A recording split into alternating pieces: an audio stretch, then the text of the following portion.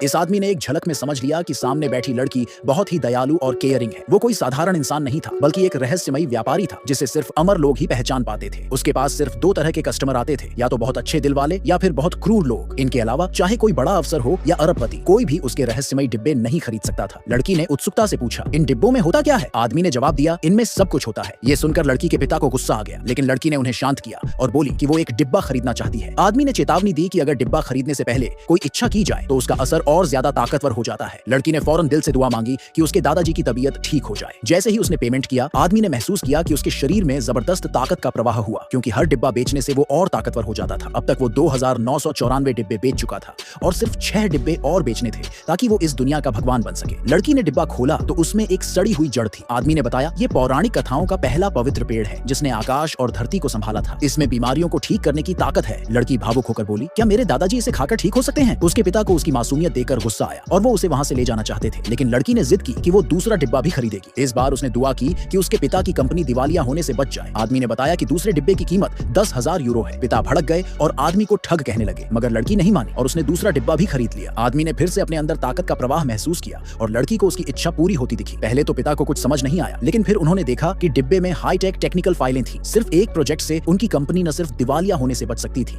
बल्कि तेजी से तरक्की भी कर सकती थी। मगर आदमी ने कहा कि लड़की की किस्मत तो बस नॉर्मल है, उसने अब तक कम वैल्यू वाली चीजें ही निकाली हैं। पिता हैरान रह गए। उनके लिए तो वो दस्तावेज पूरी जनरेशन बदलने वाले थे और आदमी उन्हें कमजोर बता रहा था। भीड़ ने भी आदमी पर शक करना शुरू कर दिया, लेकिन लड़की का उस पर भरोसा कायम रहा। उसने तीसरे डिब्बे की कीमत पूछी। आदमी बोला 10 लाख यूरो। लड़की थोड़ा झिझकी, लेकिन उसके पिता ने तुरंत फोन निकाला और कहा कि चाहे कीमत 1 करोड़ हो, वो खरीद लेंगे। मगर आदमी ने साफ कहा कि पिता खरीदने के काबिल नहीं है। तो लड़की ने अपनी बचत से 10 लाख दिए। उसकी इच्छा थी जल्दी ही अपनी जिंदगी का सच्चा प्यार पाना। डिब्बा खोलने पर उसे मार्शल आर्ट्स का मैनुअल मिला। भीड़ हंस पड़ी और पिता को शर्मिंदगी हुई, लेकिन लड़की उत्साहित हो गई और फौरन उसे पढ़ने व प्रैक्टिस करने लगी। उसने अपनी पूरी ताकत शरीर में समेटी और दूर पड़े एक कचरे के डिब्बे पर मुक्का मारा। सबकी आंखें फटी रह गईं जब वो डिब्बा टूटकर गिर गया। अब आसपास के लोग दौड़ पड़े अपना डिब्बा खरीदने, लेकिन आदमी ने जोर से चिल्लाकर उन्हें रोक दिया। लड़की चौथा डिब्बा लेना चाहती थी, लेकिन आदमी ने मना कर दिया। उसका नियम साफ था, एक इंसान एक दिन में सिर्फ 3 डिब्बे खरीद सकता है और वो हर बार अलग जगह प्रकट होता है, यानी फिर से मिलना किस्मत पर निर्भर था। लड़की मजबूरी में लौट गई। तभी एक अमीर लड़का अपनी गर्लफ्रेंड के साथ आया। आदमी ने उन्हें फौरन पहचान लिया। ये वही अमीर आदमी का बेटा था जिसे उसने पहले डिब्बा खरीदने से मना किया था, और उसके साथ उसकी पूर्व पत्नी थी जो पैसों की लालची थी। जैसे ही उन्हें पता चला कि किसी ने मार्शल आर्ट्स का मैनुअल निकाला, लड़के ने घमंड में पूछा, तो अब मैं खरीद सकता हूँ? आदमी ने महसूस किया कि वो अच्छा इंसान नहीं है, लेकिन बोला, हाँ तुम खरीद सकते हो। लड़के ने तुरंत इच्छा की कि उसका बाप कमजोर और बीमार हो जाए और सारी दौलत उसे अभी मिल जाए। तभी डिब्बे से काली रोशनी चमक उठी।